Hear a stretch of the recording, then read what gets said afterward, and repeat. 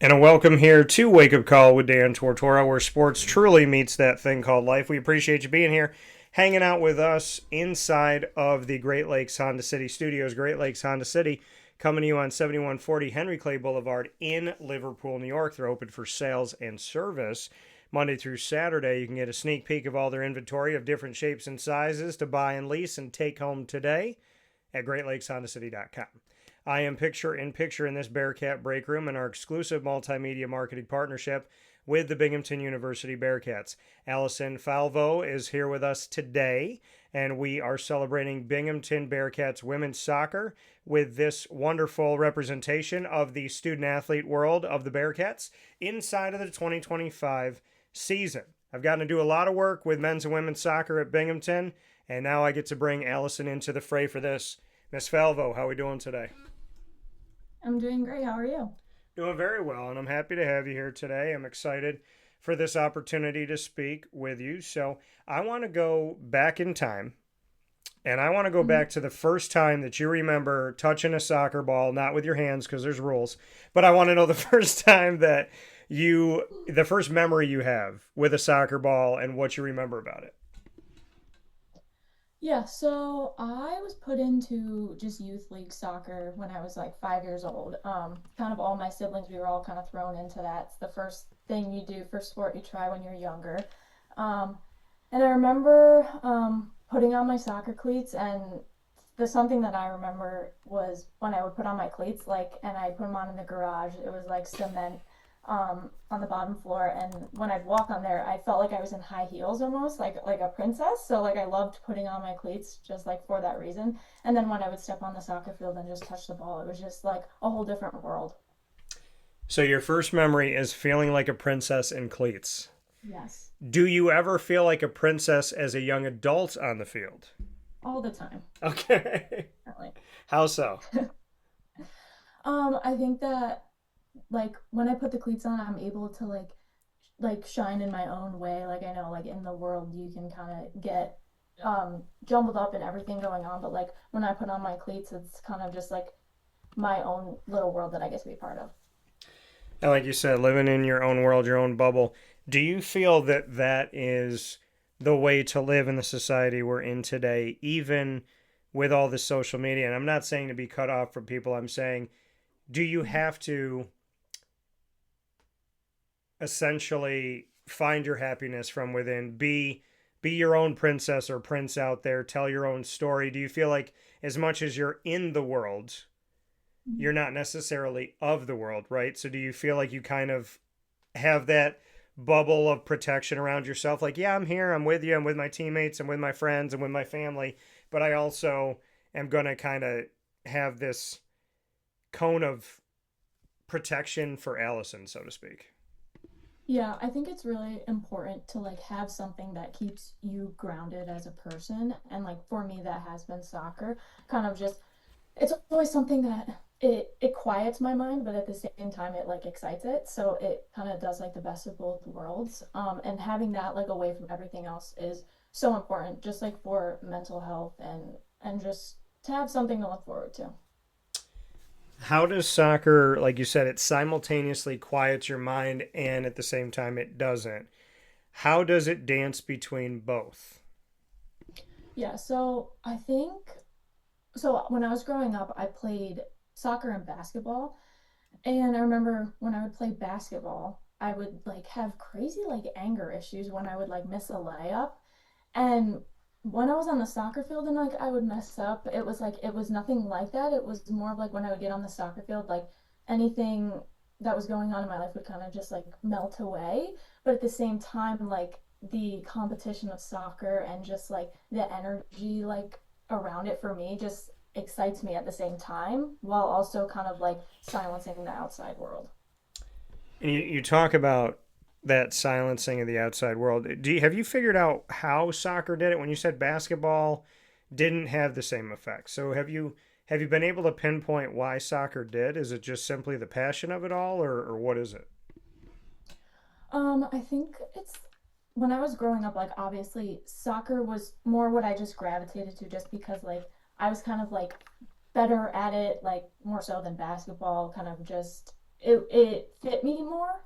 And so I definitely put more time into soccer. And so when I was in like middle school and high school and like you have all classes going on, like the time that I would go to like soccer practice and like be with my friends on my soccer team, and like we would just get to like connect like through playing. And like it again, like it wasn't even just about the soccer, like the relationships within soccer, that was also something that just makes me love it so much more. And those relationships that you have, do you have any that go back to the beginning? Those moments of first getting on the field, do you have friendships that lasted through being a little kid to now? Oh yeah, definitely.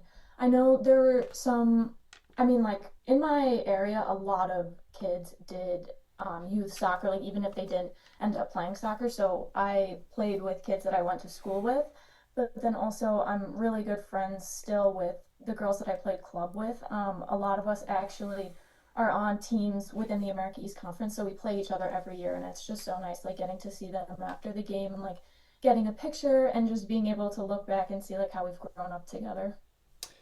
Like you said, some of the people that you grew up with, you get to play against in the America East. I mean, that means that you've made it all to Division One, and you get to face off against each other in NCAA. How surreal and exciting and fun is that to remember being a little kid on the soccer field, loving to play together, and then getting to not only do it yourself, but to see your childhood friends also living their dreams at the same time. It's so awesome. I mean, getting to compete against your best friends is like one of the best feelings, but I think also um when we were all on the same club team, our coach had daughters that played Division 1, like older daughters, and we looked up to them like all the time. One of them played at Syracuse and then one of them played at Albany. And so we would constantly like go to them for advice. Like they were our mentors. And like now that we kind of followed in their footsteps and we're at this part in our life, it's just so awesome that we're able to do it kind of together but separate because we're on different teams. Do you like when you're on the soccer field, is there that switch where you say, you text them before the game, you say, hey, can't wait to see you, excited for the match, hope you're doing well, you talk about life, and then you get on the field and it's like, all right, I'm about to kill you for 90 minutes and then I'm going to love you again. Do you go through that?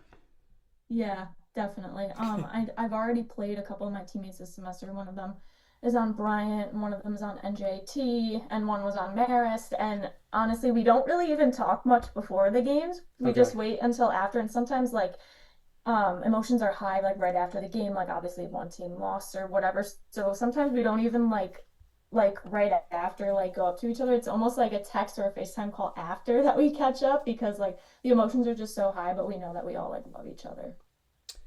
You said you got a best friend on NJIT, Marist, and Bryant. You defeated two of them and tied with NJIT. So you did not lose to a single one of your friends this season. So, what type of bragging rights does this create for Allison Falvo? Definitely a lot. We still have, I have one of my best friends is on Albany, so Okay. we have to get through that game before I can have prime bragging rights. Well, I would say taking no L's through three so far is a big thing here. Speaking of the Yeah. team as a whole, at the time of conversation with Allison Falvo in this edition of the Bearcat Breakroom, in our exclusive multimedia marketing partnership with Binghamton University on Wake Up Call with Dan Tortora inside these Great Lakes Honda City studios, as we look at the record, 8 wins, 1 loss, 3 ties at the time of conversation, and you are coming off a win very recently at home over the University of Maine inside of the America East 2-1.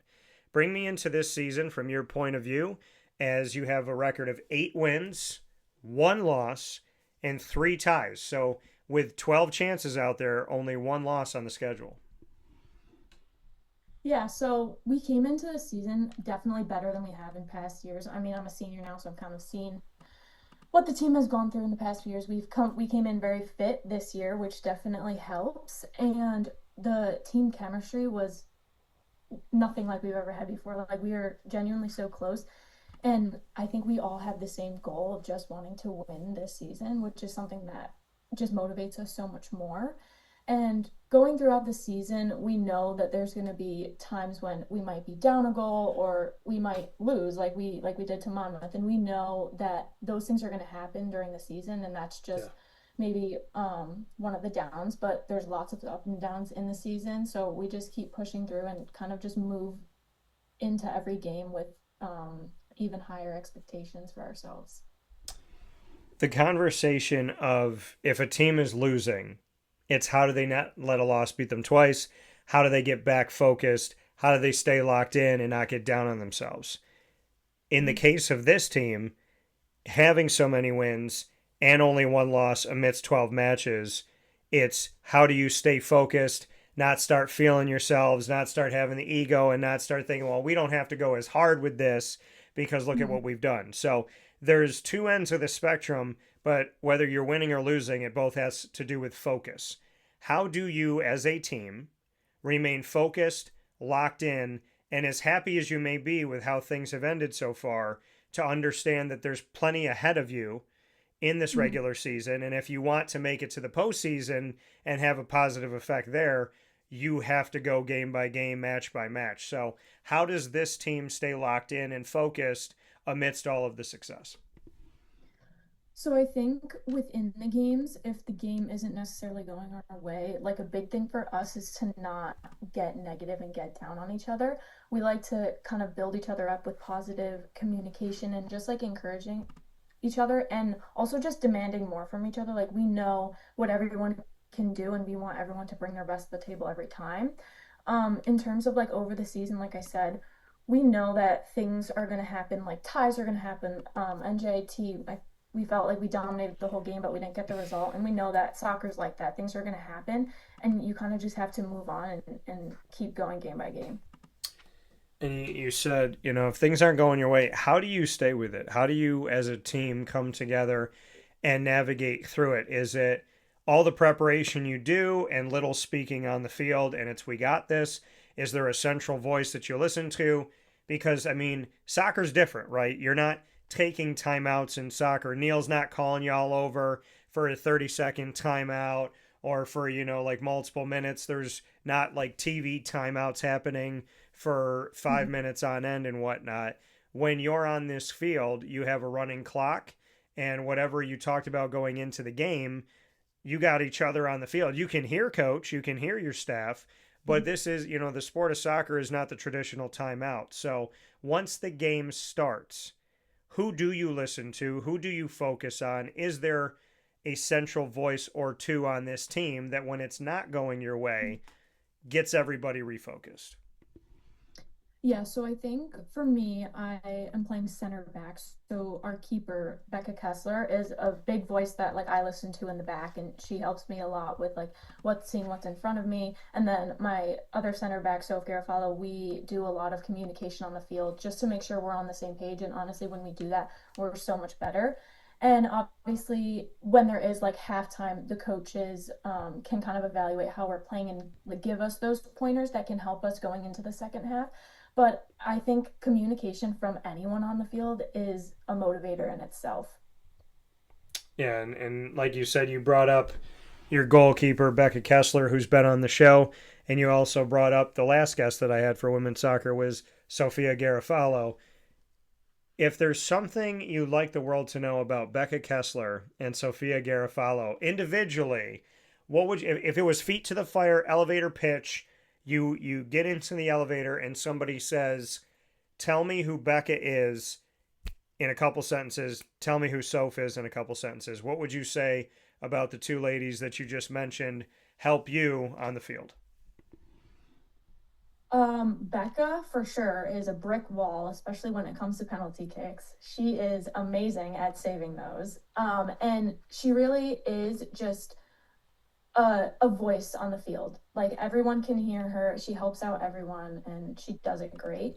And then Sophia is very aggressive and competitive and like that type of thing. Like um what do I want to say? Like the energy radiates throughout the whole team. Like when one person is constantly going in hard for tackles, going in hard for um for passes and everything, then the energy feeds off of the whole team. So she can kind of get the team going even when maybe we're not playing so good. Becca is from Scotch Plains, New Jersey. Soph is from Aberdeen, New Jersey. You hail from New Hartford, New York.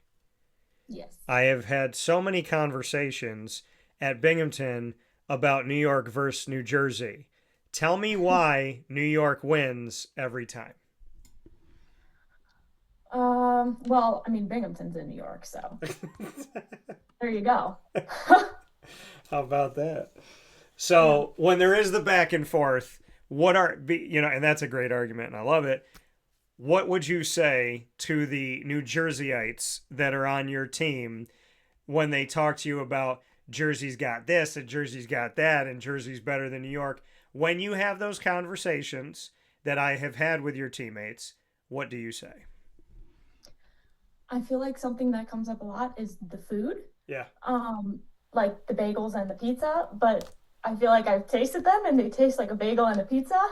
So I don't think there's much difference there when it comes to the difference between states, but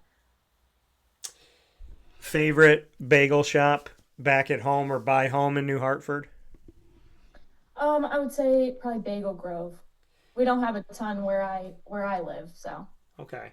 So we got Bagel Grove, yes. and because I know the New Hartford area, it's not big, right? It's small, Yeah, no. Yes. but you got Bagel Grove. What's your go-to bagel decisive thing? Like the thing that you will always lean back on if you don't know what to get. This is what you get. I would just say a breakfast sandwich, like sausage, egg, and cheese all day.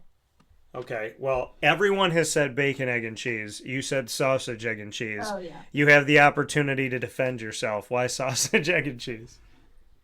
It just tastes better in my opinion. I mean, Okay. On a plain bagel, or you got a different type of bagel? no, I do plain bagel. I'm Okay. pretty plain.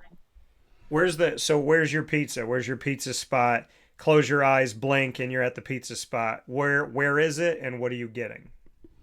So we have like kind of just a local restaurant. It's called One Jenny. Lots of like bar food. They have really good burgers, but their pizza and their wings are really good. Okay. I am a plain girl, so I usually just get cheese and then I do medium chicken wings.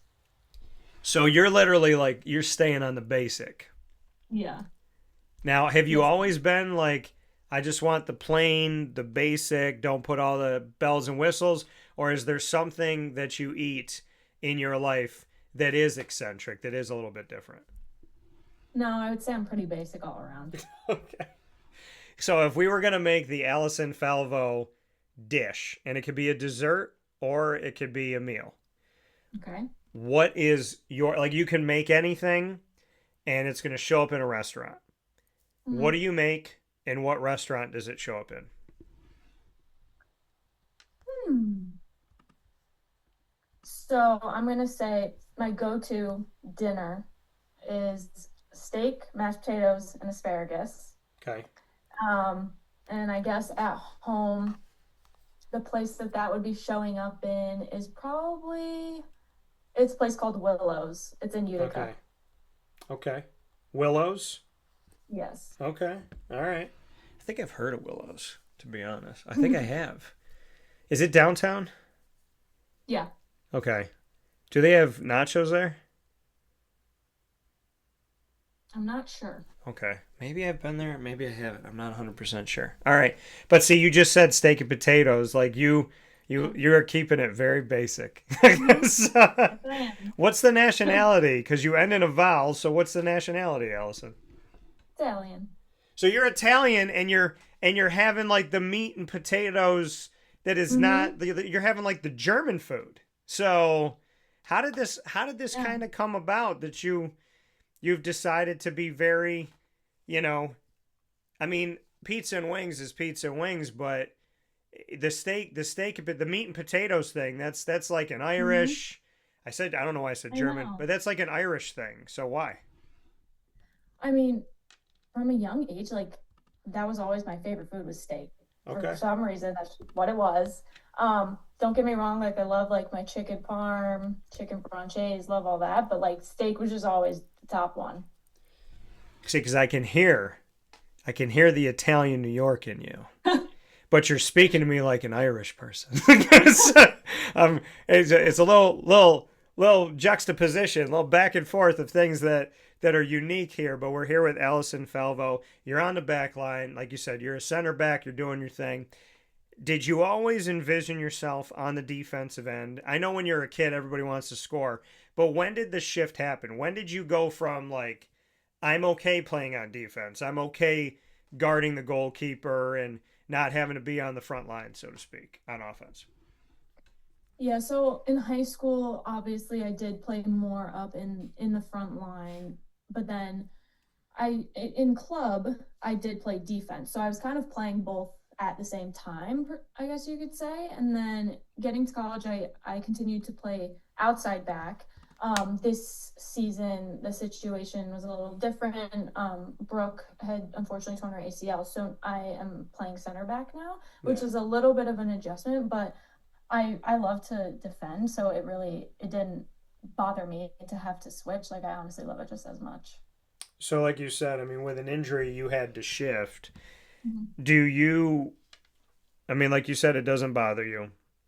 And you're a good sport because there's people that play at all different levels, high school, from college, professionally, and whatnot, that won't change positions. There's people that make millions and millions of dollars that refuse to shift when somebody gets injured. Why were you open to doing it?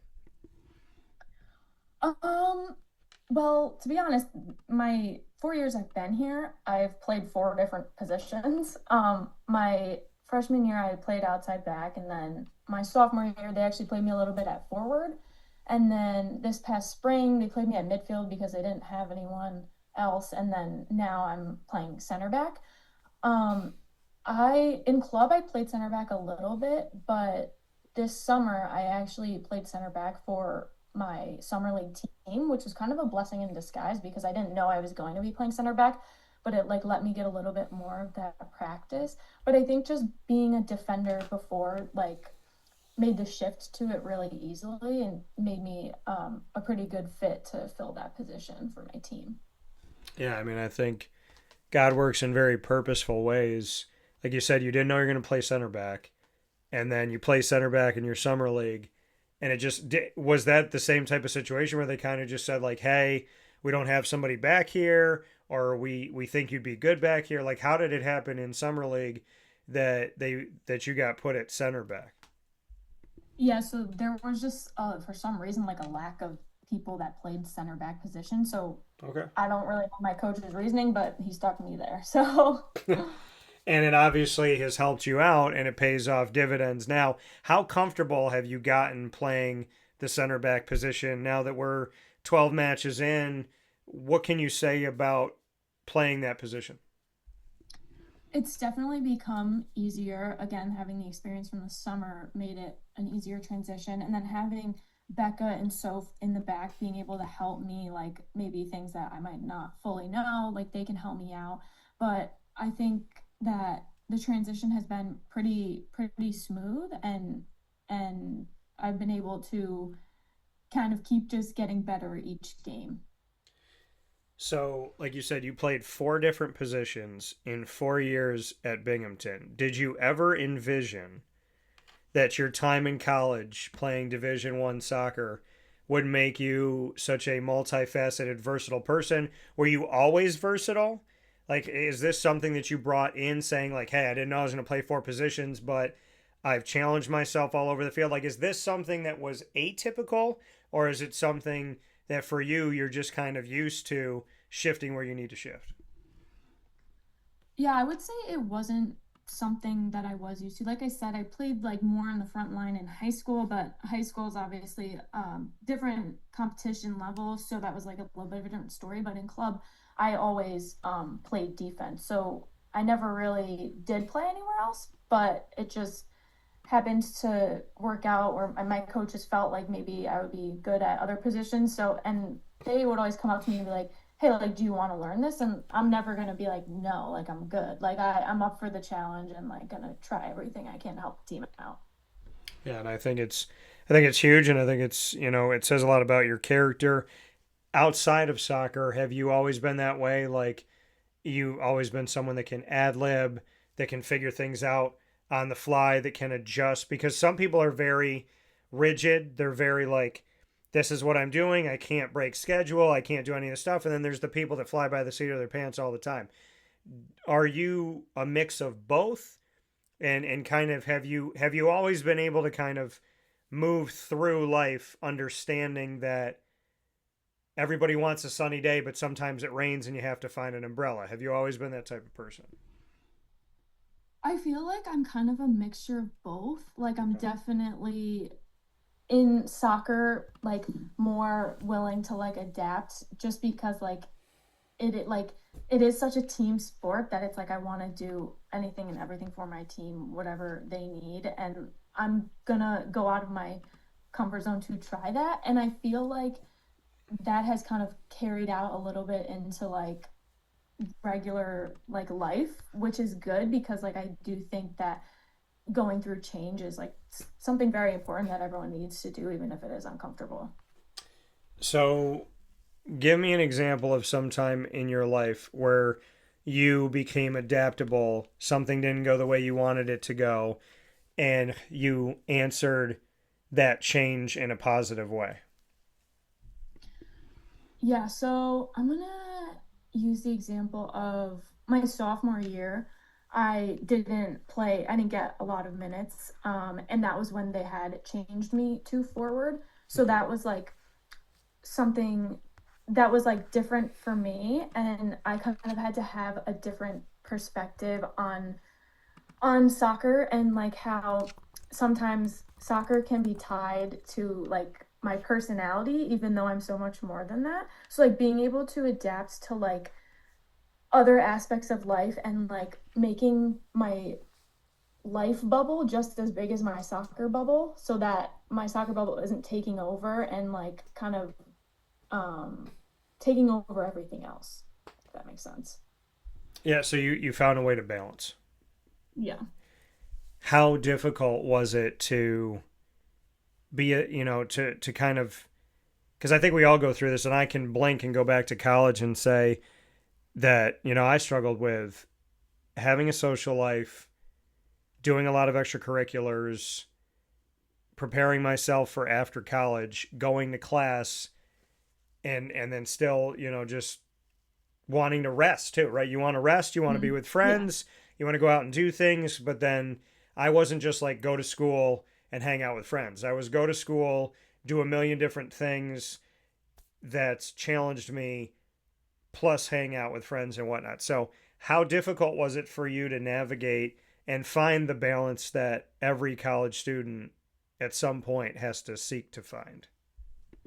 Yeah, so I think it kind of comes in waves. When I first got to college, obviously balancing the schooling, I mean, it's very different from high school. So balancing the schooling with all the travel, because our season is in the fall, right when we got to campus, balancing the academics was a big thing, but the tutoring services really helped me and time management. I'm usually pretty good at that, so that helped me a lot.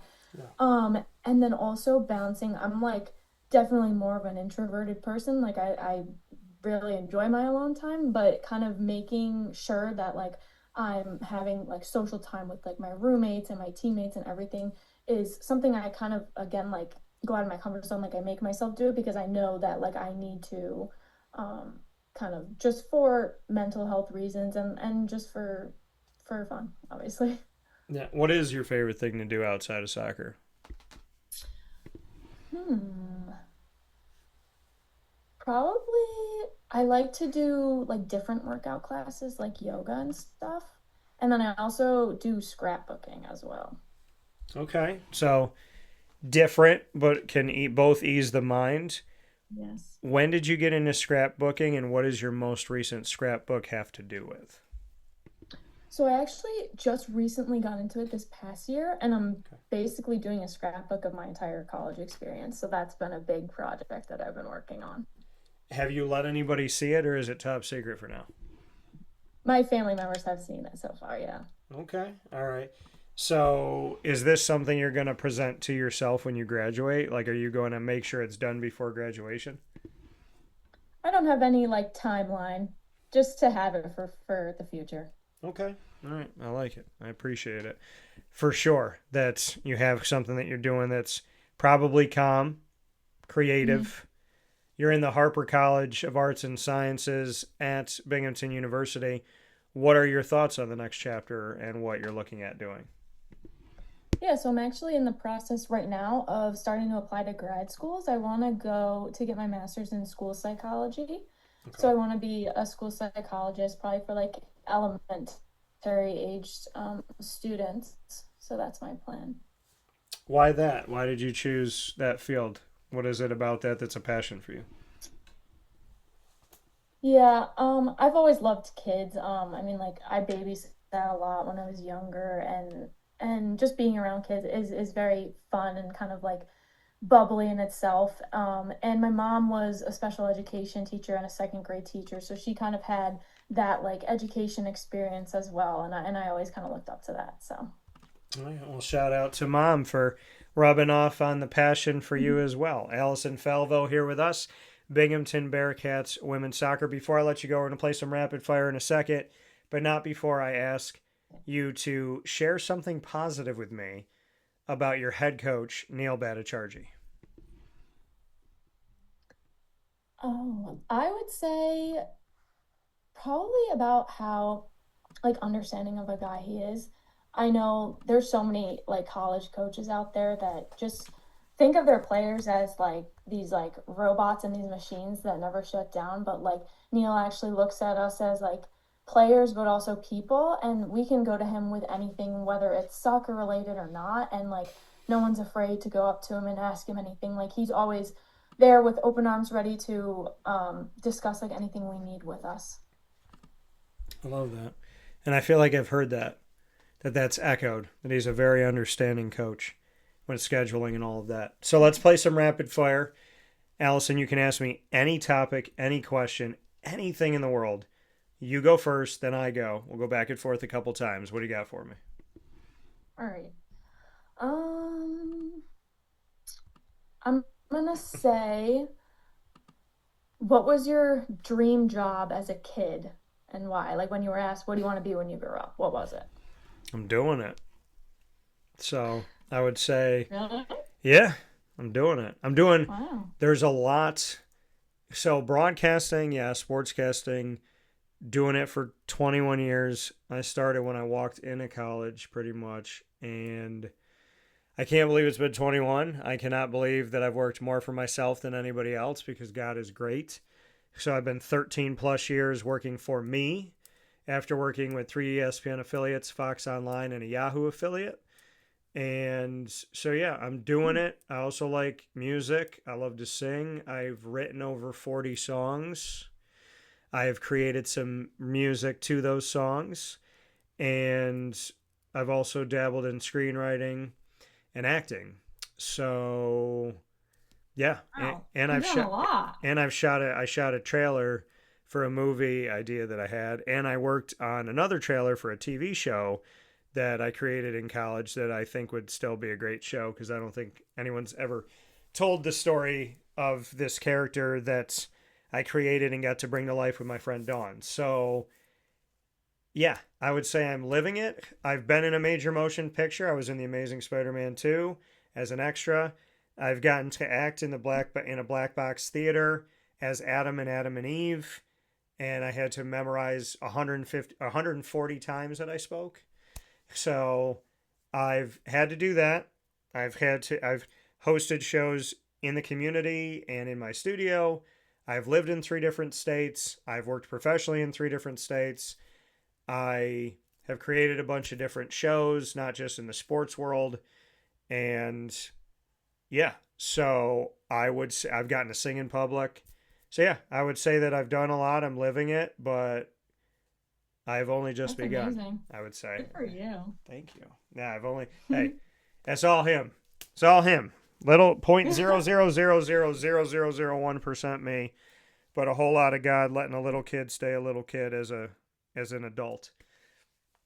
My question back to you is, if you took over my show tomorrow and it was Wake Up Call with Allison Falvo, what three guests would you have on the show? They could be living or deceased, and they don't have to be in the sports world. They could be in anything. Who would be your three guests and why? I'm gonna go with my first one's gonna be Tate McRae. She's my favorite music artist. I just love her. Okay. And then my second one would probably be I'm gonna say Carly Lloyd, just because like I play soccer. Obviously, I gotta have her on here. Okay. And then my last one, I'm gonna say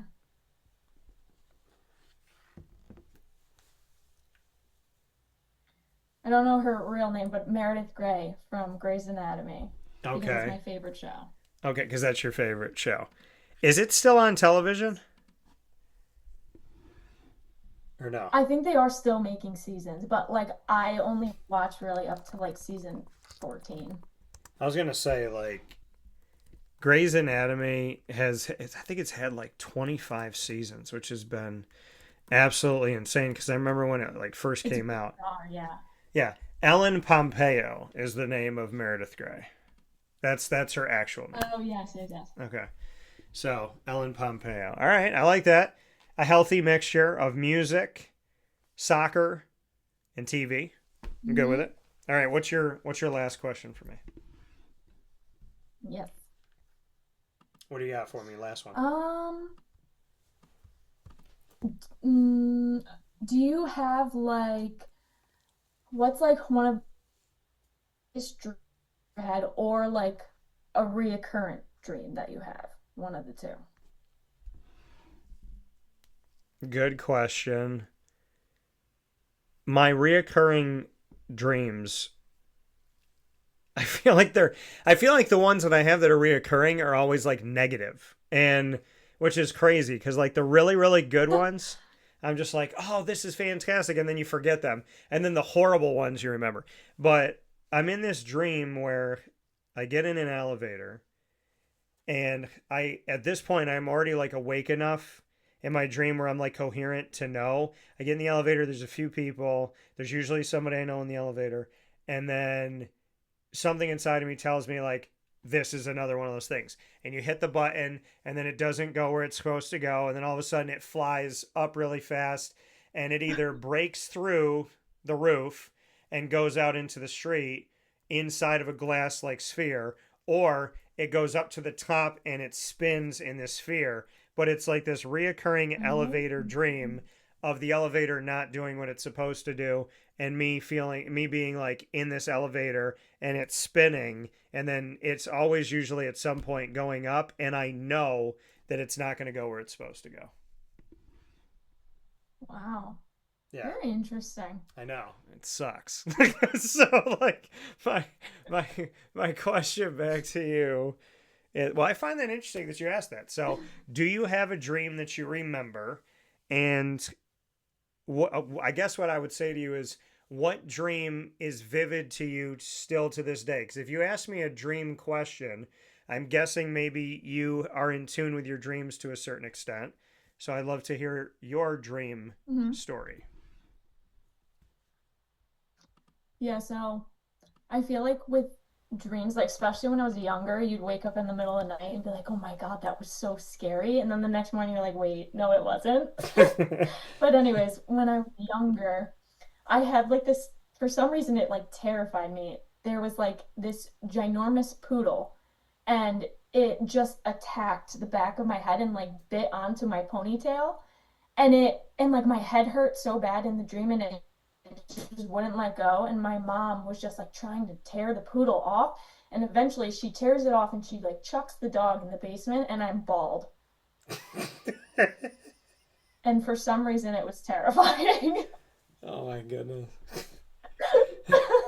I just love how you told you very good storyteller, because you said this, you're like You're like that for some reason there's a giant poodle and it's biting on the back of my hair, and then eventually my mom just throws this poodle in the basement and I'm bald. It was just the way that you hit and I'm bald. It Yeah. was perfect.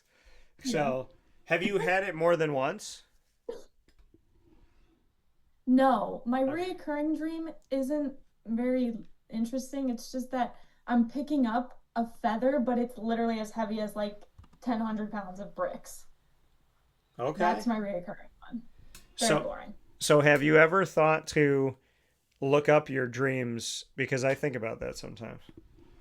No, I haven't. But my roommate has extremely vivid dreams like every night, and she looks them up all the time, so I should ask her to do it for me. Yeah, you should definitely ask her to do it. Did you have this dream about the feather or the poodle while you're in the same room with your current roommate?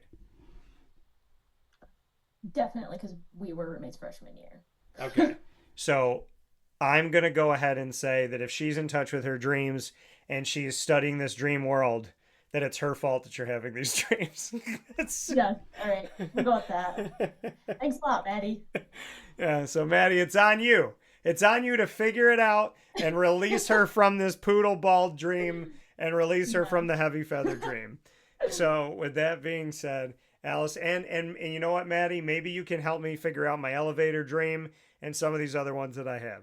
So, Maddie, we look forward to your help in the next edition of Wake Up Call with Allison and Maddie and myself.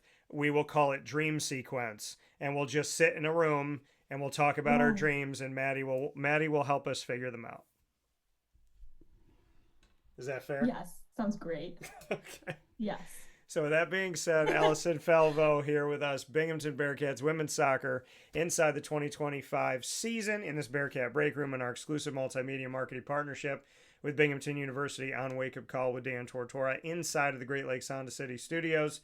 I want to say thank you, Allison, to you, and a shout out to you and your team as you continue to push forward in this 2025 season that has only just begun. Thank you for your time. Thank you so much.